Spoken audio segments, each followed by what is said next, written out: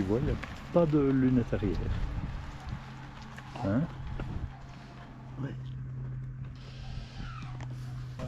Donc c'est une Polestar 4. Ce qui est un peu spécial dans cette voiture, on verra à l'intérieur, c'est qu'il n'y a pas de vitre à l'arrière. Donc en fait, ceci c'est de la tôle. Et on verra tout à l'heure quand on va être à l'intérieur, on voit à l'arrière par l'intermédiaire des caméras qui sont ici. Donc, Un rétroviseur numérique. C'est un rétroviseur numérique. Oui. Alors pourquoi est-ce que les ingénieurs de Polestar ont fait ça? C'est pour qu'il y ait plus de place à l'arrière, que les passagers en fait soient mieux installés. Et donc quand on ouvre en fait la portière, on verra, tu verras de l'intérieur tout à l'heure, qu'en fait il y a beaucoup de place à la tête en fait. Oui. Plus que sur une voiture coupée traditionnelle. Voilà, c'est un peu pour l'explication. Oui. Et alors, qu'est-ce qui est aussi spécial dans cette voiture? Et on voit ça ici, une espèce d'autocollant qui reste en fait sur toutes les Polestar. Oui. 100 kW, c'est la taille de la batterie, et 400 kW, c'est la puissance du moteur. 400 kW, c'est 540 chevaux. C'est suffisant. C'est assez rapide. Elle fait le 0 à 100 à l'heure en 3 secondes 8, si je me rappelle bien. Ce qui est, voilà. Oui. Ce qui est un peu ce que ne fait pas presque pas une Ferrari. Voilà. Oui, en tout cas pas toutes. Oui, c'est sûr. Jolie ligne. Hein? Ouais. Oui. Et donc, ce qui est, enfin, j'ai la clé dans ma poche, mais même si je touche à rien, quand je m'approche, en fait, elle va s'ouvrir. Oui. Elle va s'ouvrir.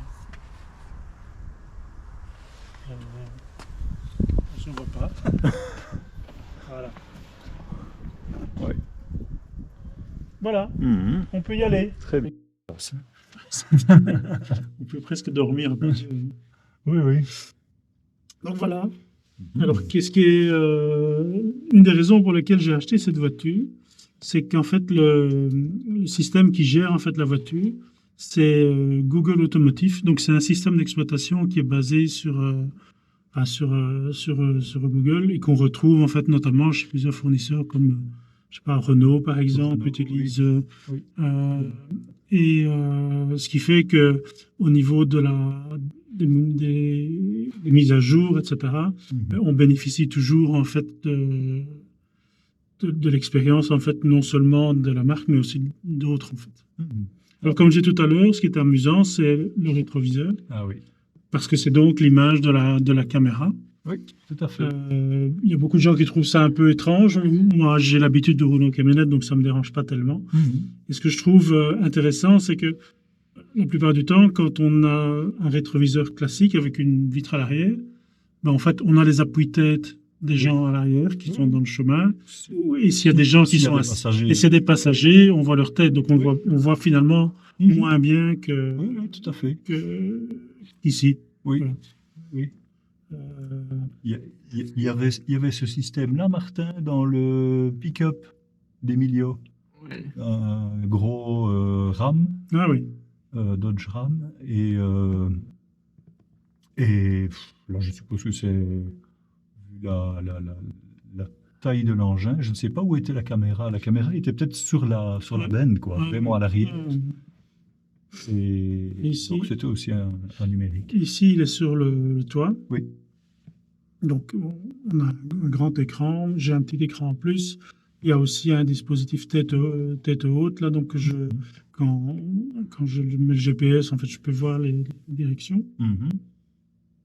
Alors, comme dans toutes les nouvelles voitures, d'abord, ici, comme c'est Google, on peut télécharger des applications, Deezer, des podcasts et des applications comme Waze, etc., YouTube, qu'on ne peut pas regarder en roulant. Mais je veux dire, on a en fait accès au magasin d'applications de Google comme sur une tablette ou comme sur un téléphone. Oui, il y a la gestion de la voiture, donc, évidemment. Comme dans toutes les nouvelles voitures, on a en fait toute une série d'alertes et de contrôles qui sont parfois embêtants. Qui sont obligatoires. De plus en plus. Je vais retirer en fait un certain nombre d'entre eux qui m'embêtent toujours. Et donc voilà, on a en fait comment dire, le GPS, ici c'est Google Maps parce qu'on est en fait dans un... Par défaut, hein. Oui. Voilà. Il n'y a pas grand-chose à faire dans une voiture électrique. Il n'y a pas de bouton start, stop, il n'y a rien du tout. Dès qu'on entre dans la voiture, on peut démarrer. Et on y va. Donc, voilà. Évidemment, comme on est dans une voiture électrique, pas de bruit. Et donc Béatrice, on n'a pas la voiture ici, mais Béatrice, elle a une Volkswagen ID3 qu'on a depuis 2 ans et pour lequel on a eu pour le moment 0 problème, 0 ennui. On ne sait même pas quand est-ce qu'il faut faire l'entretien. Il n'y a pas d'huile, pas d'eau. Non. Seulement un moteur électrique. Et ici, on a 2 moteurs électriques, un à l'avant et un à l'arrière. Oui. Ça se conduit tout seul. Alors je sais pas Martin, je pense que Martin a déjà essayé des voitures électriques. Donc on sait que quand on conduit une voiture électrique, il y a en fait ce qu'on appelle le mode one pedal. Et dans certaines marques ça s'appelle B, ce qui veut dire que quand on lâche l'accélérateur, la voiture s'arrête. On utilise très peu les freins en fait sur une voiture électrique. Oui. Ce qui fait qu'il y a moins d'entretien. Il y a moins d'entretien, on a moins de poussière de frein. Bon, je l'avais déjà 2 fois, je l'ai depuis 6 semaines, je l'avais 2 fois. Mais tu n'as pas en fait comme sur une voiture traditionnelle de l'eau sale qui sort des jantes parce qu'il y a de la poussière de frein.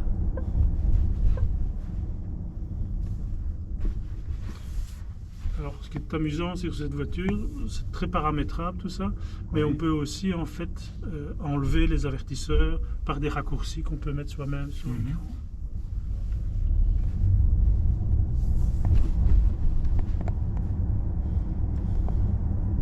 Évidemment, pas de bruit, très peu. Oui. Il y a sur cette voiture, je n'ai toujours pas compris comment ça fonctionne exactement. Et il y a un système en fait pour compenser les bruits de l'extérieur pour les entendre encore moins. Ah oui. Vraiment. Ça va tout seul. Oui. Je vous montrerai après une petite accélération. Vous avez mangé il y a longtemps? On a déjeuné, mais bon. On ne sait jamais. Oui. Je vais faire attention. Martin, j'ai déjà testé, c'était quoi? C'était une modèle Y. Non, pas Y. Modèle X. La grosse, là. Avec Martin et... Bon sang, 2 accélérations. Et j'avais envie de vomir. Hein. Oui. C'est terrible. Je trouve... Je vais vous montrer parce que je le fais pas souvent. Non. Parce que je trouve que ça va trop vite. Oui. Et comme conducteur, on sait ce qui va se passer. Mais comme passager, c'est parfois comme par exemple ça. Ouais. C'est comme dans presque comme dans un dessin animé, hein. C'est terrible. C'était fou. Hein. Le 0 à 100 c'est 3 secondes 8, donc ça c'est extrêmement rapide. Hein. Oui. 500 kW c'est énorme comme puissance.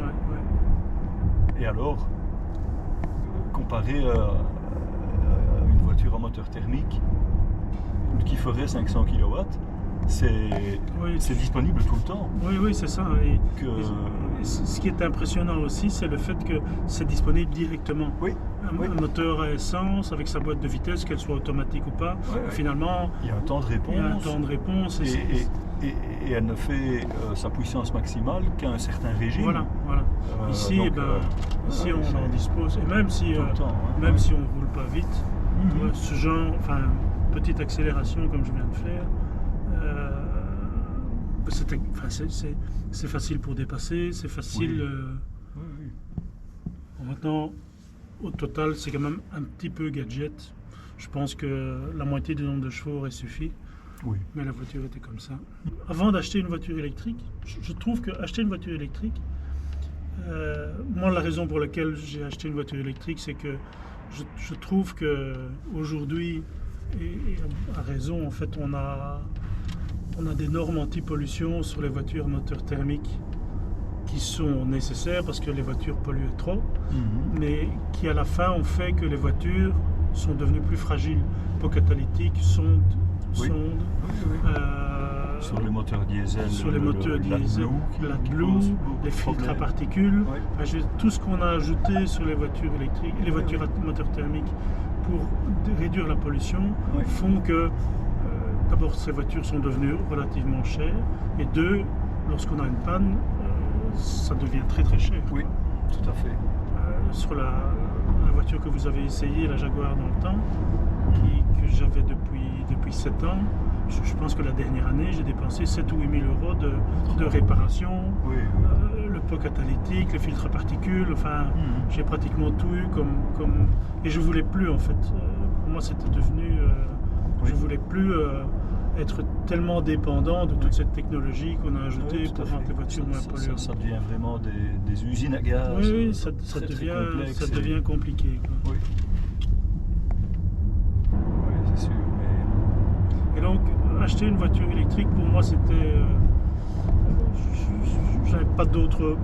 Je pensais pas à un autre choix, c'était devenu presque une obligation. Et pas que je suis, je dirais, rabique au niveau écologie, mais bon, voilà, je pense que acheter une voiture thermique aujourd'hui, avec l'agrément de conduite qu'on a dans une voiture électrique, ça n'avait plus beaucoup de sens.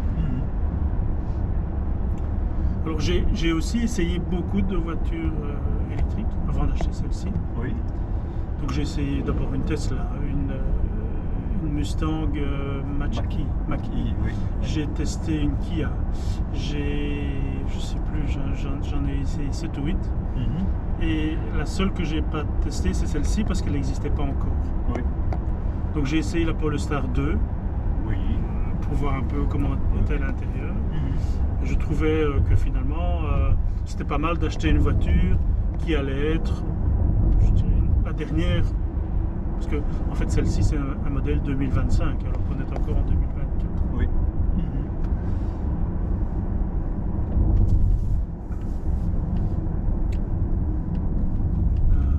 Je pense que par ici, on s'est rejoint le... Oui. Donc, vous avez vu, je n'ai pas freiné, quoi. Non. La voiture, c'est ralenti toute seule. Est-ce que tu sais configurer la récupération d'énergie? Oui. Donc ici, il y a dans les raccourcis, en fait, on peut le mettre plus ou moins fort selon ce qu'on a envie. En théorie, je dis bien, sur les autoroutes, on retire en fait l'assistance complète comme ça, enfin la récupération d'énergie pour profiter des descentes et de la roue libre. Et quand on est comme ici, en fait, dans des villages, on roule avec une seule pédale. Alors c'est une voiture qui a sur papier, dans la norme qu'on appelle WLTP, qui est en fait une espèce de classification de l'autonomie des voitures électriques. Celle-ci, elle est donnée pour 560 km d'autonomie. Je pense qu'en vrai, on est plutôt à 480 qu'à 560. Et ça dépend de l'utilisation, quoi. Si c'est sur autoroute, ce sera moins. En fait, pas du tout. Sur autoroute, c'est plus. Ah bon? Contrairement aux voitures thermiques, les voitures électriques consomment plus sur autoroute que... Oui, c'est ça. L'autonomie sera plus faible sur autoroute qu'en ville. Oui, c'est ça. Oui. Et donc, quand on achète une voiture électrique, il y a l'autonomie, donc sur papier, combien est-ce qu'elle consomme, mais il y a aussi la vitesse de recharge en fait, qui est importante. Oui. Parce que je parlais tout à l'heure de la Ford Mustang Mach-E, qui est une très belle voiture finalement, qui fonctionne bien, qui n'est pas mal à l'intérieur, mais en fait sa vitesse de charge sur autoroute est limitée à 120 kWh. Ça veut dire qu'elle a une grosse batterie de 100 kW, 120 kWh de recharge, En gros, on fait jamais ça, on fait 100. Ben, ça veut dire que sur autoroute, lorsqu'on va devoir recharger dans des bornes rapides, quand on fait des longs trajets, ben, ça va prendre relativement plus de temps. Oui, tout à fait. Donc l'achat d'une voiture, c'est pas seulement électrique, c'est pas seulement le design, c'est pas seulement sa puissance, c'est pas seulement son autonomie, il y a encore d'autres facteurs comme par exemple la vitesse de recharge. Qui sont importants. Parce que au quotidien ou en tout cas quand on fait des grands voyages. Oui.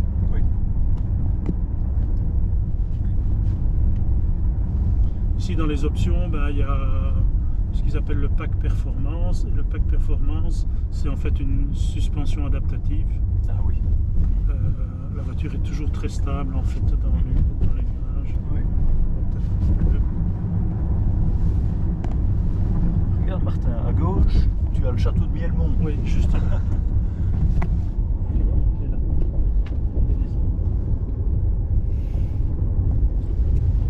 On le voit vraiment bien d'ici. C'est la meilleure vue, je trouve. Oui, c'est vrai que quand on est face au château, on ne se rend pas compte que c'est un aussi beau château finalement.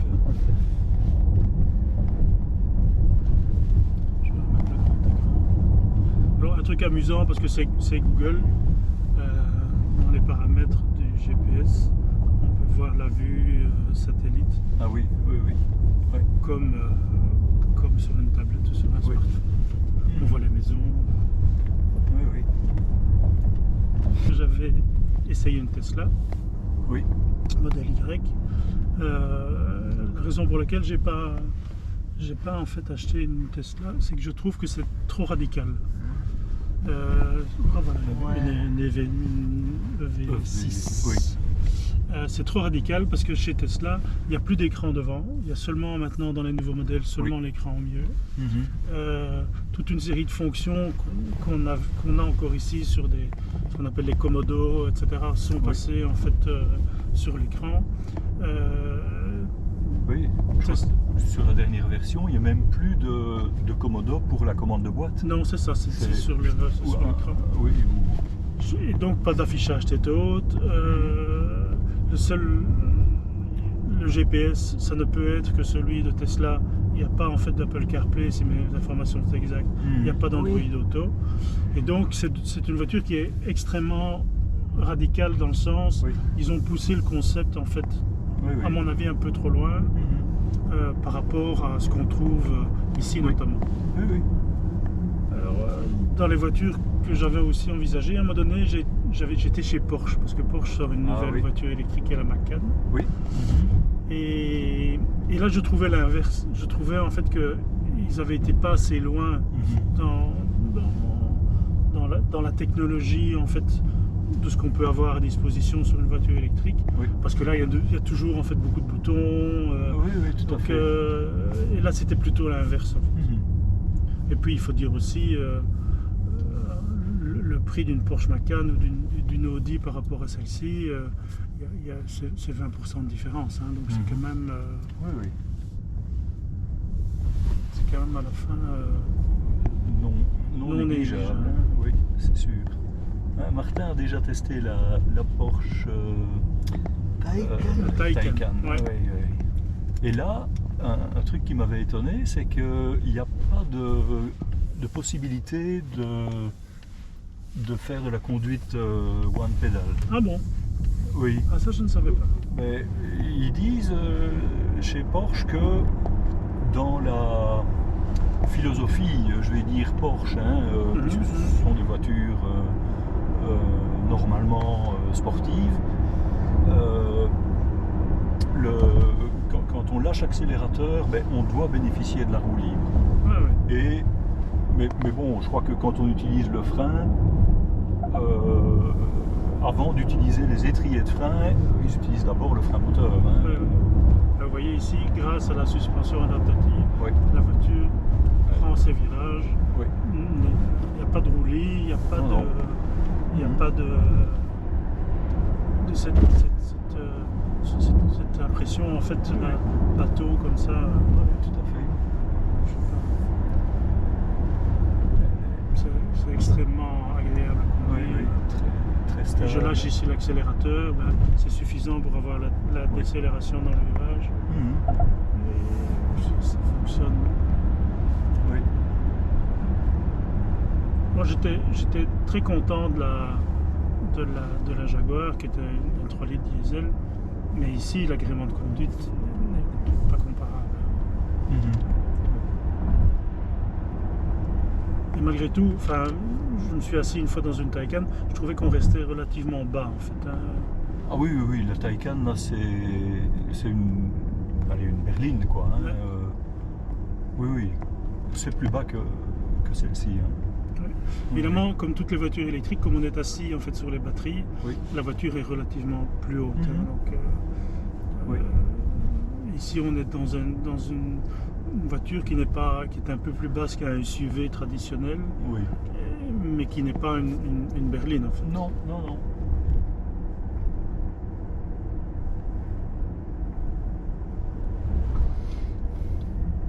Et ça, au quotidien, le fait de ne pas avoir une voiture trop basse, c'est un confort. Hein. Oui, tout à fait. Alors ici, ce qui était aussi bien dans cette voiture, c'est qu'il n'y a pas trop en fait de ce qu'on appelle les revêtements noirs, là, qui s'appelle piano black, pardon, qui sont embêtants, je trouve, parce qu'on voit tout de suite les traces de doigts. On a juste un peu ici en fait autour du volant, mais ici ça reste très sobre en fait, pas de. Oui, et ça se griffe facilement. Hein, le piano black. On voit en fait les coutures sur le cuir. On peut aussi évidemment changer les couleurs d'ambiance. Oui. C'est assez amusant, je vais vous montrer. En fait, un peu pour le fun, ils ont en fait identifié les couleurs avec les couleurs des planètes. Donc là, on est sur Uranus, mais si on veut plutôt orange, vous voyez, c'est devenu orange là. Et ça, c'est en fait le Soleil. Voilà, si on veut plutôt du gris, Mercure. Ils ont bien taffé ça. Alors, ce qui est assez bien aussi dans cette voiture, je ne parle que des choses qui sont bien finalement, c'est le niveau, la qualité sonore. Sainteté divine, être vu, tel de Robert Schumann. Voici. Mais on n'a pas le bruit du moteur, mais en plus on a une excellente musique. Oui. Alors j'ai pris l'autoroute pour vous montrer un peu. Donc ici on est dans une conduite assistée et ce qu'on appelle en fait de niveau 2. Ça veut dire que la voiture en fait va prendre si on le souhaite, va prendre toute une série de choses qu'elle fait toute seule, notamment dépasser les voitures. Je vais vous montrer comment ça fonctionne.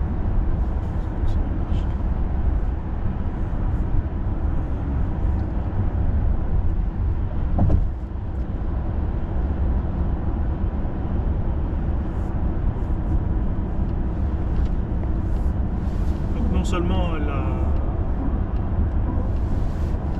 a ce qu'on appelle un cruise control adaptatif. Ça veut dire que en fonction du nombre des voitures qui sont devant, elle va ralentir si on approche de la voiture.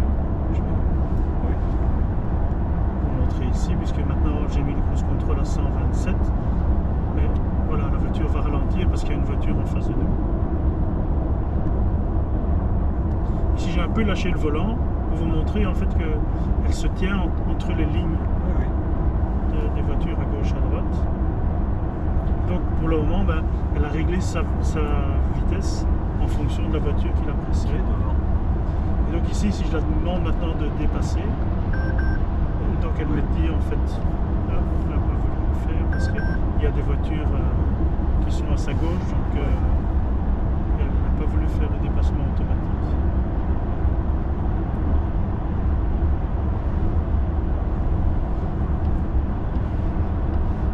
Voilà, ici, je ne touche plus le volant et la voiture en fait a dépassé. Elle fait le dépassement des autres. Ici, j'ai repris la main parce que faut quand même faire attention. Oui.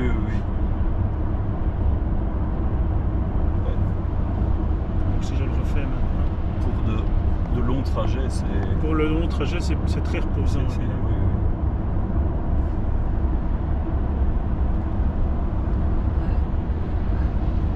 oui. Et est-ce que tu peux lâcher complètement le volant longtemps ou Non, parce qu'à un moment donné, elle va me dire que je dois reprendre le volant en main. Oui.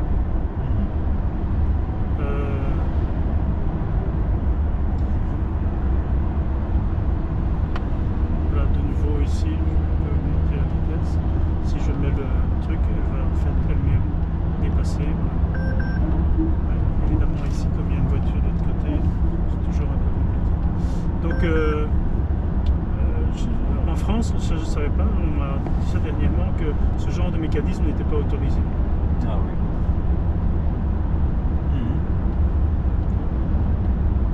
On a un peu de circulation, mais là, elle se remet en fait à droite toute seule. Et donc, pour enclencher ce dépassement automatique, il faut simplement mettre le clignotant. Oui. C'est le clignotant qui va faire en sorte de lancer le cycle de dépassement. Voilà, ça bouchonne.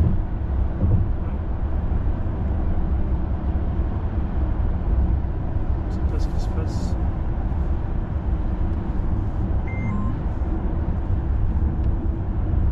Alors, un truc amusant aussi, il y a une petite caméra ici et une autre là. Et quand je suis distrait, que je regarde plus en fait devant moi, elle me rappelle à l'ordre, elle me dit que je dois faire attention. Oui, c'est aussi un des dispositifs obligatoires maintenant. Oui. Oui. Bon, nous voilà dans un petit embouteillage qui se met en fait sur... Souris, hein, Martin, parce que je te filme dans le rétroviseur là. Hein.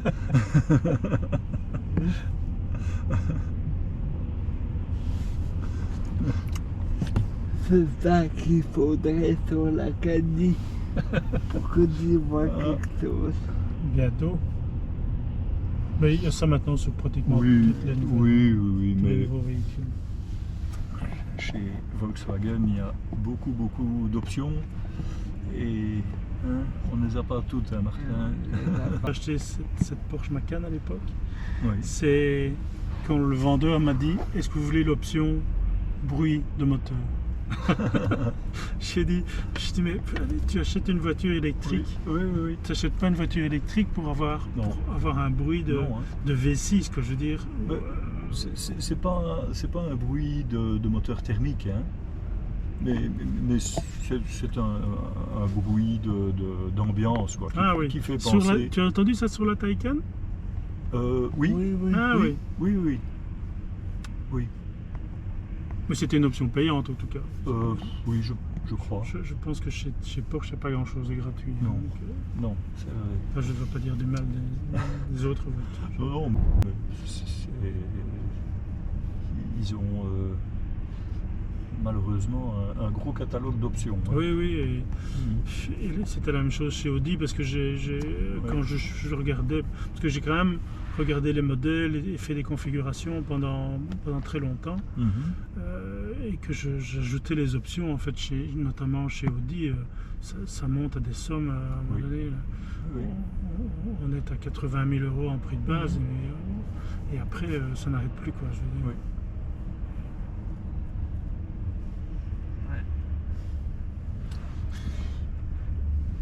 Et donc j'ai acheté cette voiture sans l'essayer. Je l'ai commandée, je pense la semaine où on pouvait la commander sur internet, j'ai commandé. Et c'était, je pense, en février. Et donc je l'ai reçue le 15 septembre. Ah oui. Je pense qu'il a déjà. Tu sens que ça fait un massage, hein, Martin? Oui. Tu sens que ça bouge? Oui. Est-ce que c'est bien? Est-ce que tu veux plus fort? On peut faire plus intense, voilà. Et là, je pense qu'il est mis sur onde, donc ça bouge en fait de haut en bas. De haut en bas. Si tu veux plus, tu me dis, Martin, arrête. Il a déjà eu une blague en faisant. Je crois que c'était une voiture électrique, c'était une Tesla Model 3. Hein. Il faisait assez froid et le conducteur lui avait mis Chauffage. le chauffage du siège, mais au plus fort, en démarrant, et il oublie.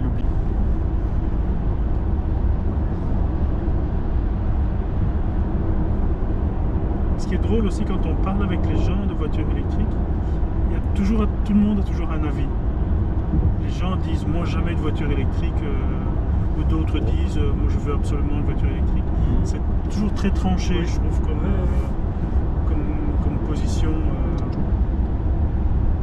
Oui. Est-ce qu'elle a des défauts cette voiture-ci? Je trouve qu'au niveau conduite autonome et l'assistance, etc., ça pourrait être mieux. Oui. Ça pourrait être mieux, notamment quand on la met en fait en autonome et qu'on est entre deux bandes. Elle a tendance, par exemple, à aller de gauche à droite un peu. Donc, à tester en fait la ligne de gauche, de droite, et à se redresser un peu trop vite sur la ligne de zigzaguer comme ça. Oui. Ça c'est une chose. Je trouve qu'au niveau autonomie, sur papier 560, retomber à 500, c'est quand même, la différence est quand même énorme, enfin je trouve. Oui. Maintenant, c'est peut-être aussi un peu ma faute parce que j'ai pris des jantes de 22 pouces. Oui. Et je sais que les jantes de 22 pouces, d'après ce qu'on peut lire maintenant, ça coûte 50 km d'autonomie. Oui. Donc, mais bon, voilà, donc si je vais relever en fait des défauts. Maintenant, le premier problème, à mon avis, c'est des problèmes de logiciel qui seront améliorés lors de mise à jour, parce que, bon, évidemment, l'avantage de ces voitures, c'est que la mise à jour se fait sans qu'on doive aller au garage. Donc voilà. Mais sinon, pour le reste, en tout cas, moi, elle me correspond bien. Enfin, à ce que je voulais. Une voiture assez grande, parce qu'on a aussi un chien, donc pouvoir en fait partir en vacances avec lui, avoir assez de place.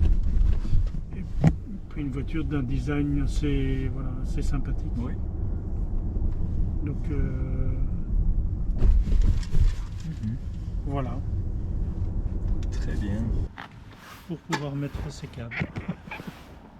Ah oui. Parce que sinon ça traîne toujours dans la voiture. Oui, bien sûr. Un petit coffre pour mettre les câbles. Voilà. Très bien. Merci à tous d'avoir regardé cette vidéo. N'hésitez pas à vous abonner et à liker et à en parler autour de vous. À bientôt pour une prochaine aventure.